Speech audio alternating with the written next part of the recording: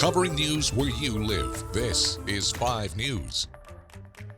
Well, thank you for joining us here today for the latest news where you live. I'm Joe Ellison. We have a follow-up to the collapse of the Bentonville water line. Bentonville City and water officials are coming together, sharing more details after they say a private contractor struck the 48-inch main line this week that supplies water for Bentonville and Cave Springs.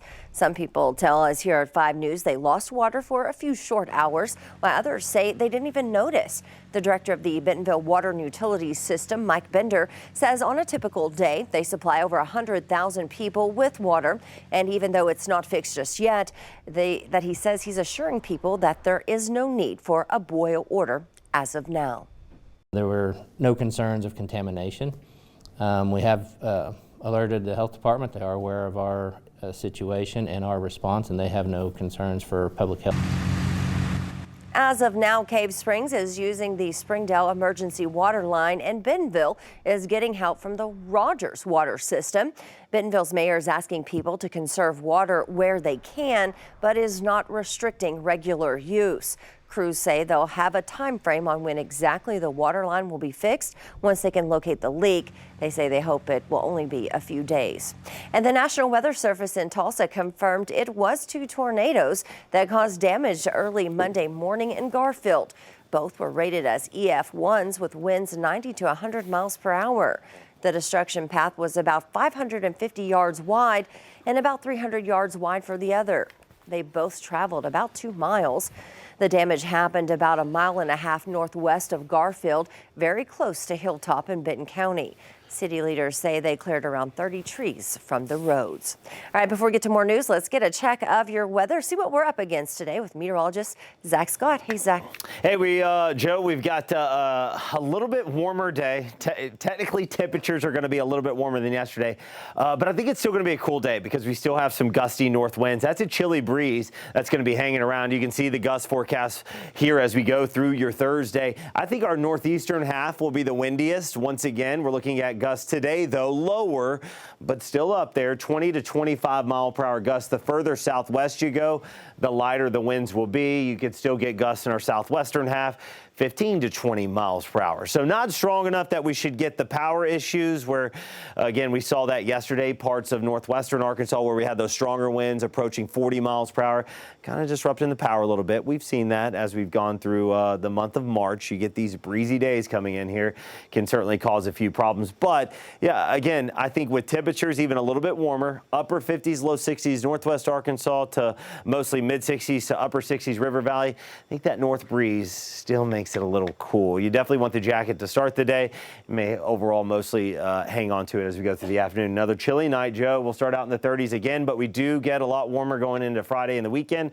We'll continue to track this forecast the next several days. All right, thanks for that, Zach. Well, the great solar eclipse is on Monday, and if you still haven't gotten your eclipse glasses yet, stop by the Springdale Public Library to pick up a pair for you and your family. The library is offering 6 pairs of glasses per household. All you have to do is ask for some at the information desk. The library says it has over 12,000 pairs, so there's plenty to go around. And the eclipse is also expected to bring in anywhere from 200,000 to over 1 million people.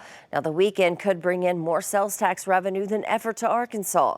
5 News reporter Lauren Spencer shows us how businesses are gearing up. Whether it's on the low end or the high end, we know that the economic impact is going to be significant. The great solar eclipse might bring around 5 minutes of shade to Arkansas, but it's not going to be a dark time when it comes to revenue. Officials predict it could bring around $105 million to the state's economy.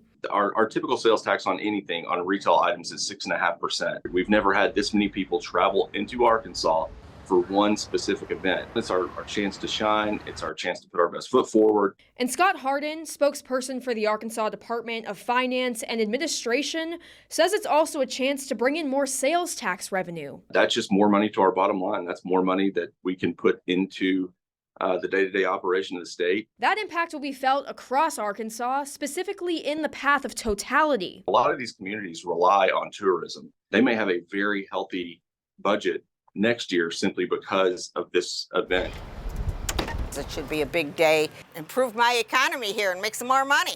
Connie Killingstead has owned Personal Touch Fashion Boutique on the Ozark Square for 10 years. Have a good day, my dear. Selling purses and pumps to mostly locals. But I have to say, people coming from out of state or out of town buy a lot more. Which is why she's prepped and ready for April 8th. That's why I've been buying a lot more clothes, and I plan on putting racks outside on the sidewalk to draw attention. She runs her store completely by herself. Me, myself, and I, that's my business. And doesn't plan on needing any more help for the eclipse. It's going to be good advertising to get new people in. As visitors descend on the natural state, shopping, eating, and spending local, the state is hopeful some decide to stay a while. We always say if we can simply get someone to Arkansas, we can change their mind. We know there are going to be people who touch down in state, fall in love with Arkansas, and choose to stay here. In Ozark, covering news where you live, Lauren Spencer, 5 News. All right, well, thank you for joining us here for the latest news and weather where you live. I'm Joe Ellison. Catch up with us again tomorrow right here for more.